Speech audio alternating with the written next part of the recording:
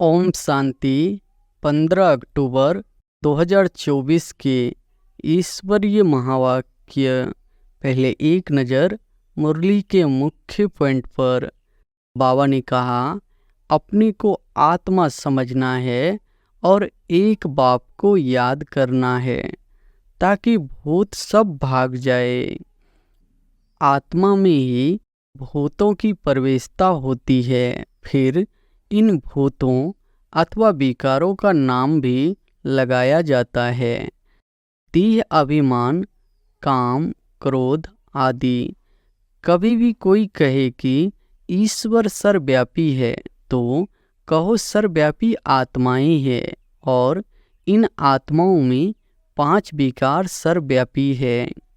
सतयुग में यह 5 भूत नहीं है, नाम ही है टीटी वर्ल्ड। यह है डेविल वर्ल्ड। डेविल कहा जाता है असुर को। कितना दिन और रात का फर्क है। और फिर बाबा ने कहा, दिल्ली का नाम असल दिल्ली नहीं था, परिस्तान कहते थे। अभी तो नई दिल्ली और पुरानी दिल्ली कहते हैं। हम आत्मा को सो का दर्शन हुआ है, अर्थात इस चक्र का नॉलेज हुआ है। उठते बैठते चलते तुमको यह नॉलेज बुद्धि में रखना है। देवताओं की कैपिटल दिल्ली ही रहती है तो सभी को कशिश होती है, सबसे बड़ी भी है, एकदम सेंटर बीच है। तुम शिव जयंती भी मनाते हो। अब जयंती अक्षर तो सबसे लगता है, इसलिए इनको फिर शिवरात्रि कहते हैं। और फिर लास्ट में बाबा ने कहा, सुख और दुख का खेल है। सुख को कहा जाता है दिन, दुख को कहा जाता है रात। तो दिन और रात के बीच में आता है संगम। कहते हैं 60 लगी लाठ। इस समय सबको लाठी लगी हुई है। सब वानप्रस्थ निर्वाण धाम में जाएंगे। लाखों वर्ष की बात हो तो फिर रेस्ट मिल न सके। रेस्ट मिलना ही मुश्किल हो जाए। तुमको रेस्ट मिलती है, उसको कहा जाता है साइलेंस होम, इनकॉर्पोरियल वर्ल्ड। मालूम कैसे पड़ता है कि इनमें बाप भगवान है। जब नॉलेज देते हैं, बच्चों को बैठ समझाते हैं, शिवरात्रि भी मनाते हैं ना। और अब सुनते हैं महावाक्यों को विस्तार से। मुरली का सार है, मीठे बच्चे, तुम सबकी आपस में एक मत है। तुम अपनी को आत्मा समझ एक बाप को याद करते हो तो सब भूत भाग जाते हैं। प्रश्न है, पद्मा पदम भाग्यशाली बनने का मुख्य आधार क्या है? उत्तर है, जो बाबा सुनाते हैं उस एक एक बात को धारण करने वाले ही पद्मा पदम भाग्यशाली बनते हैं। जज करो बाबा क्या कहते हैं और रावण संप्रदाय वाले क्या कहते हैं। पाप जो नॉलेज देते हैं उसे बुद्धि में रखना, सुदर्शन चक्रधारी बनना ही पद्मा पदम भाग्यशाली बनना है। इस नॉलेज से ही तुम गुणवान बन जाते हो। ओम शांति। रूहानी बाप अंग्रेजी में कहा जाता है स्पिरिचुअल फादर। सतयुग में जब तुम चलेंगे तो वहाँ अंग्रेजी आदि दूसरा कोई भाषा तो होगी नहीं। तुम जानते हो सतयुग में हमारा राज्य होता है, उसमें हमारी जो भाषा होगी वही चलेगी। फिर बाद में वह भाषा बदलती जाती है। अभी तो अनेक भाषाएं हैं। जैसा जैसा राजा वैसी वैसी उनकी भाषा चलती है। अब यह तो सब बच्चे जानते हैं। सब सेंटर्स पर भी जो बच्चे हैं उनकी है एक मत। अपने को आत्मा समझना है और एक बाप को याद करना है ताकि भूत सब भाग जाए। बाप है पतित पावन। 5 भूतों की तो सब में प्रवेशता है। आत्मा में ही भूतों की प्रवेशता होती है। फिर इन भूतों अथवा विकारों का नाम भी लगाया जाता है। देह, अभिमान, काम, क्रोध आदि। ऐसे नहीं कि सर्वव्यापी कोई ईश्वर है। कभी भी कोई कहे कि ईश्वर सर्वव्यापी है तो कहो सर्वव्यापी आत्माएं हैं, और इन आत्माओं में 5 विकार सर्वव्यापी है। बाकी ऐसे नहीं कि परमात्मा सर्व में विराजमान है। परमात्मा में फिर 5 भूतों की प्रवेशता कैसे होगी? एक एक बात को अच्छी रीति धारण करने से तुम पद्मा पदम भाग्यशाली बनते हो। दुनिया वाले रावण संप्रदाय क्या कहते हैं और बाप क्या कहते हैं? अब जज करो। हर एक के शरीर में आत्मा है। उस आत्मा में 5 विकार प्रवेश है। शरीर में नहीं, आत्मा में 5 विकार अथवा भूत प्रवेश होते हैं। सतयुग में यह 5 भूत नहीं है, नाम ही है डीटी वर्ल्ड। यह है डेविल वर्ल्ड।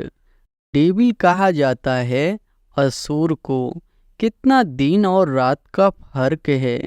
अभी तुम चेंज होते हो, वहाँ तुम्हारे में कोई भी विकार, कोई अवगुण नहीं रहता। तुम्हारे में संपूर्ण गुण होते हैं। तुम 16 कला संपूर्ण बनते हो। पहले थे, फिर नीचे उतरते हो। इस चक्र का अभी मालूम पड़ा है। 84 का चक्र कैसे फिरता है, हम आत्मा को 100 का दर्शन हुआ है। अर्थात इस चक्र का नॉलेज हुआ है। उठते बैठते चलते तुमको यह नॉलेज बुद्धि में रखना है। बाप नॉलेज पढ़ाते हैं। यह रूहानी नॉलेज बाप भारत में ही आकर देते हैं। कहते हैं ना, हमारा भारत। वास्तव में हिंदुस्तान कहना तो रॉन्ग है। तुम जानते हो, भारत जब स्वर्ग था तो सिर्फ भारत ही राज्य था और कोई धर्म नहीं था। न्यू वर्ल्ड थी। नई दिल्ली कहते हैं ना। दिल्ली का नाम असल दिल्ली नहीं था, परिस्तान कहते थे। अभी तो नई दिल्ली और पुरानी दिल्ली कहते हैं। फिर ना पुरानी ना नई दिल्ली होगी, परिस्तान कहा जाएगा। दिल्ली को कैपिटल कहते हैं। इन लक्ष्मी नारायण का राज्य होगा और कुछ भी नहीं होगा, हमारा ही राज्य होगा।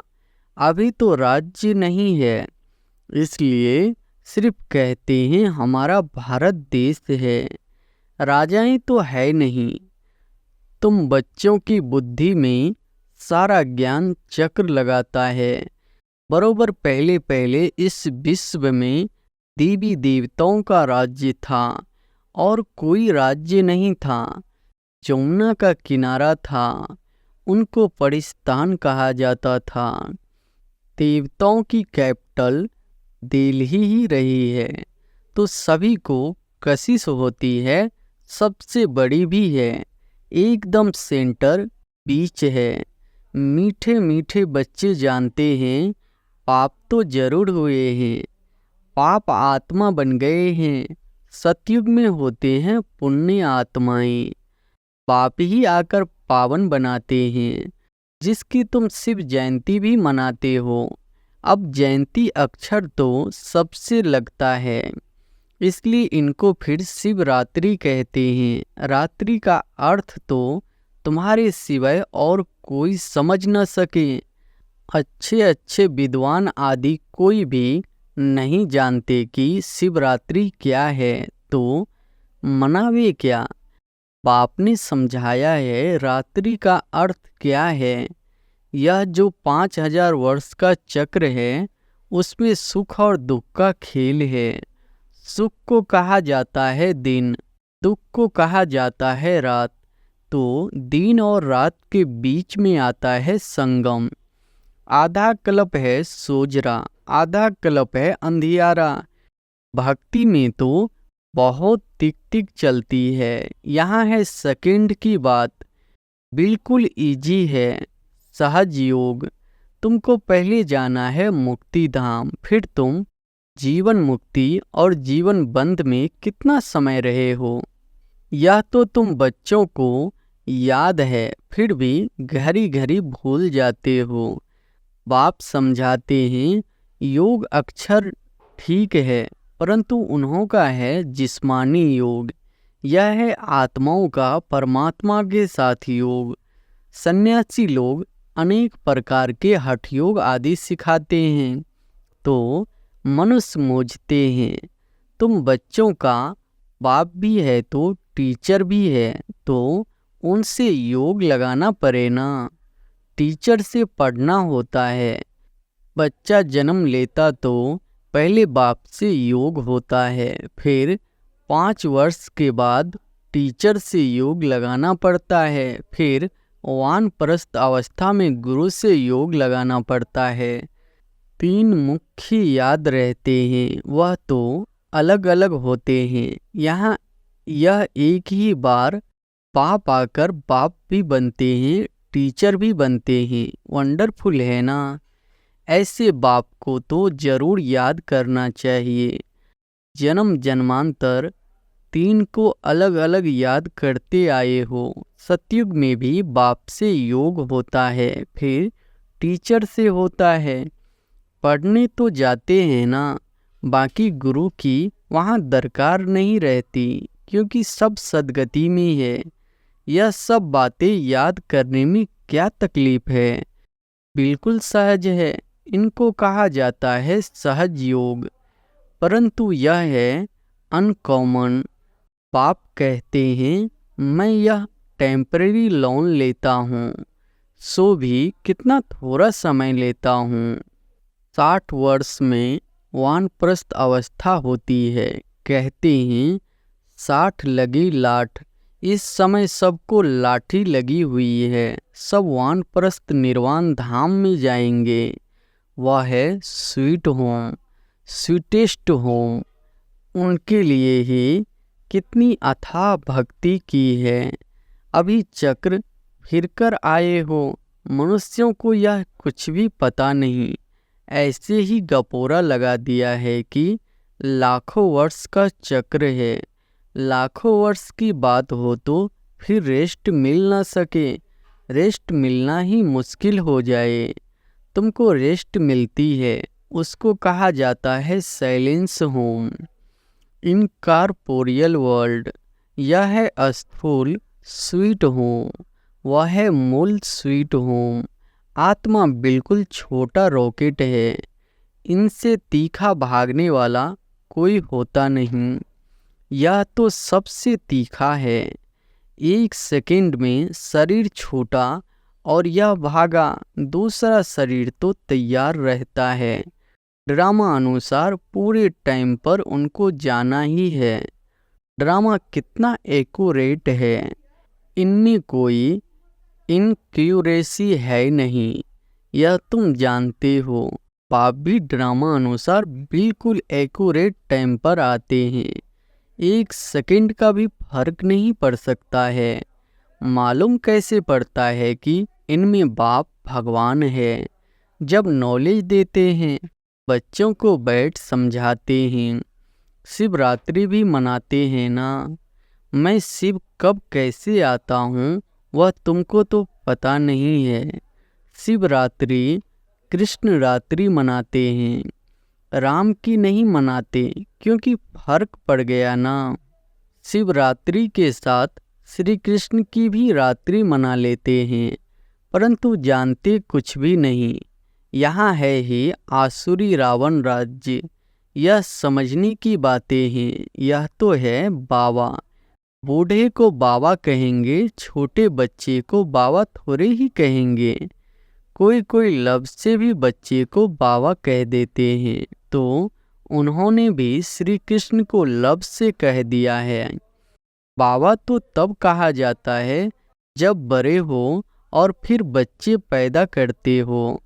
श्री कृष्ण खुद ही प्रिंस है, उनको बच्चे कहाँ से आए। बाप कहते ही है, मैं बुजुर्ग के तन में आता हूँ, शास्त्रों में भी है, परंतु शास्त्रों की सब बातें एक्यूरेट नहीं होती। कोई कोई बात ठीक है। ब्रह्मा की आयु माना प्रजापिता ब्रह्मा की आयु कहेंगे, वह तो जरूर इस समय होगा। ब्रह्मा की आयु मृत्यु लोक में खत्म होगी। यह कोई अमर लोक नहीं है। इनको कहा जाता है पुरुषोत्तम संगम युग। यह सिवाय तुम बच्चों के और कोई की बुद्धि में नहीं हो सकता। बाप बैठ बताते हैं, मीठे मीठे बच्चों, तुम अपने जन्मों को नहीं जानते हो। हम बतलाते हैं कि तुम 84 जन्म लेते हो। कैसे? तो भी तुमको पता पड़ गया है। हर एक युग की आयु 1250 वर्ष का है और इतने इतने जन्म लिए हैं। 84 जन्मों का हिसाब है ना। 84 लाख का तो हिसाब हो न सके। इनको कहा जाता है 84 का चक्र। 84 लाख की तो बात ही याद न आए। यहाँ कितनी अपरम अपार दुख है। कैसे दुख देने वाले बच्चे पैदा होते रहते हैं। इसको कहा जाता है घोर नर्क। बिल्कुल छी दुनिया है। तुम बच्चे जानते हो, अभी हम नई दुनिया में जाने के लिए तैयारी कर रहे हैं। पाप कट जाए तो हम पुण्य आत्मा बन जाए। अभी कोई पाप नहीं करना है। एक दो पर काम कटाड़ी चलाना या आदि मध्य अंत दुख देना है। अभी यह रावण राज्य पूरा होता है। अभी है कलयुग का अंत। यह महाभारी लड़ाई है अंतिम। फिर कोई लड़ाई आदि होगी ही नहीं। वहाँ कोई भी यज्ञ रचे नहीं जाते। जब यज्ञ रचते हैं तो उसमें हवन करते हैं। पाप ने भी यह जो रुद्र यज्ञ रचा है, इसमें बच्चे अपनी पुरानी सामग्री सब स्वाहा कर देते हैं। अब बाप ने समझाया है, यह है रुद्र ज्ञान यज्ञ। रुद्र शिव को कहा जाता है। रुद्र माला कहते हैं ना। निवृत्ति मार्ग वालों को प्रवृत्ति मार्ग की रस्म रिवाज का कुछ भी पता नहीं है। वह तो घरवाड़ छोड़ जंगल में चले जाते हैं। नाम ही पड़ा है सन्यासी। किसका सन्यास? घरवार का। खाली हाथ निकलते हैं। पहले तो गुरु लोग बहुत परीक्षा लेते हैं, काम करते हैं। पहले भिक्षा में सिर्फ आटा लेते थे, रसोई नहीं लेते थे। उन्हों को जंगल में ही रहना है। वहाँ कंद मूल फल मिलते हैं। यह भी गायन है। जब सतो प्रधान सन्यासी होते हैं तब यह खाते हैं। अभी तो बात मत पूछो क्या क्या करते रहते हैं। इसका नाम ही है विशेष वर्ल्ड। वह है वॉइसलेस वर्ल्ड। तो अपने को विशेष समझना चाहिए ना।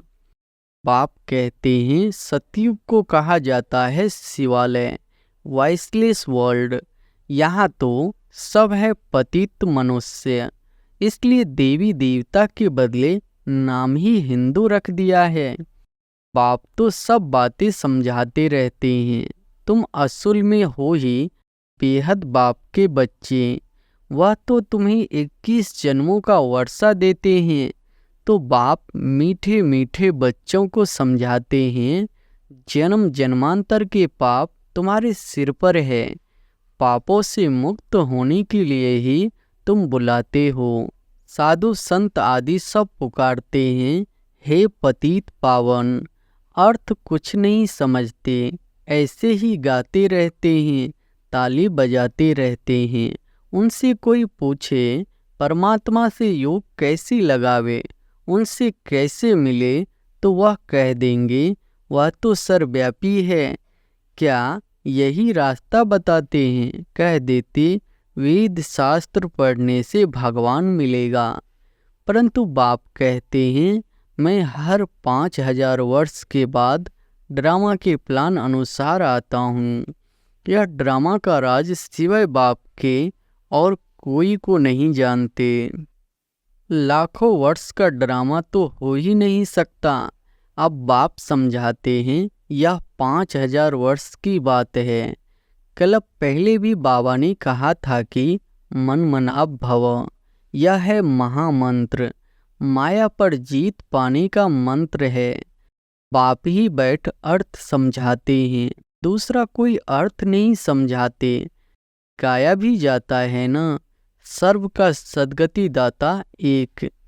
कोई मनुष्य तो हो नहीं सकता, देवताओं की भी बात नहीं है। वहाँ तो सुख ही सुख है, वहाँ कोई भक्ति नहीं करते। भक्ति की जाती है भगवान से मिलने के लिए। सतयुग में भक्ति होती नहीं, क्योंकि 21 जन्मों का वर्षा मिला हुआ है। तब गाया भी जाता है, दुख में सिमरन सब करे, सुख में करे न कोई। यहाँ तो अथाह दुख है, घड़ी घड़ी कहते हैं भगवान रहम करो। यह कलयुगी दुखी दुनिया सदैव नहीं रहती। सतयुग त्रेता पास्ट हो गए हैं, फिर होंगे। लाखों वर्ष की तो बात भी याद नहीं रह सकती है। अब बाप तो सारी नॉलेज देते हैं, अपना परिचय भी देते हैं और रचना के आदि मध्य अंत का राज्य भी समझाते हैं। 5000 वर्ष की बात है। तुम बच्चों को ध्यान में आ गया है, अभी तो पराये राज्य में हो। तुमको अपना राज्य था, यहाँ तो लड़ाई से अपना राज्य लेते हैं। हथियारों से, मारा मारी से अपना राज्य लेते हैं। तुम बच्चे तो योग बल से अपना राज्य स्थापन कर रहे हो। तुम्हें सतो प्रधान दुनिया चाहिए। पुरानी दुनिया खत्म हो, नई दुनिया बनती है। इसको कहा जाता है कलयुगी पुरानी दुनिया। सतयुग है नई दुनिया, यह भी किसी को पता नहीं है। सन्यासी कह देते यह आपकी कल्पना है। यहाँ ही सतयुग है, यहाँ ही कलयुग है। अब बाप बैठ समझाते हैं, एक भी ऐसा नहीं है जो बाप को जानते हो। अगर कोई जानता होता तो परिचय देता। सतयुग त्रेता क्या चीज है, किसी को समझ में थोड़े ही आता है। तुम बच्चों को बाप अच्छी रीति समझाते रहते हैं। बाप ही सब कुछ जानते हैं। जानी जाननहार अर्थात नॉलेजफुल है। मनुष्य सृष्टि का बीज रूप है। ज्ञान का सागर, सुख का सागर है। उनसे ही हमको वर्षा मिलना है। बाप नॉलेज में आप समान बनाते हैं। अच्छा, मीठे मीठे सिकिलधे बच्चों प्रति मात पिता बाप दादा का याद प्यार और गुड मॉर्निंग।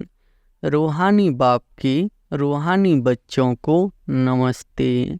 धारणा के लिए मुख्य सार पहली पॉइंट है, यह पापों से मुक्त होने का समय है, इसलिए अभी कोई पाप नहीं करना है। पुरानी सब सामग्री इस रुद्र यज्ञ में स्वाहा करनी है। दूसरी पॉइंट है, अभी वानप्रस्थ अवस्था है, इसलिए बाप टीचर के साथ साथ सतगुरु को भी याद करना है। स्वीट होम में जाने के लिए आत्मा को सतो प्रधान पावन बनाना है। वरदान है, अपनी सूक्ष्म कमजोरियों को चिंतन करके परिवर्तन करने वाले स्वचिंतक भव। अपनी सूक्ष्म कमजोरियों को चिंतन करके परिवर्तन करने वाले स्वचिंतक भव। सिर्फ ज्ञान की पॉइंट्स रिपीट करना, सुनना व सुनाना ही स्वचिंतन नहीं है, लेकिन स्वचिंतन अर्थात अपनी सूक्ष्म कमजोरियों को, अपनी छोटी छोटी गलतियों को चिंतन करके मिटाना, परिवर्तन करना, यही है स्वचिंतक बनना। ज्ञान का मनन तो सभी बच्चे बहुत अच्छा करते हैं, लेकिन ज्ञान को स्वयं के प्रति यूज कर धारण स्वरूप बनना, स्वयं को परिवर्तन करना, इसकी ही मार्क्स फाइनल रिजल्ट में मिलती है। स्लोगन है, हर समय करण करावन हार बाबा याद रहे तो मैंपन का अभिमान नहीं आ सकता। हर समय करण करावन हार बाबा याद रहे तो मैंपन का अभिमान नहीं आ सकता। अच्छा, ओम शांति।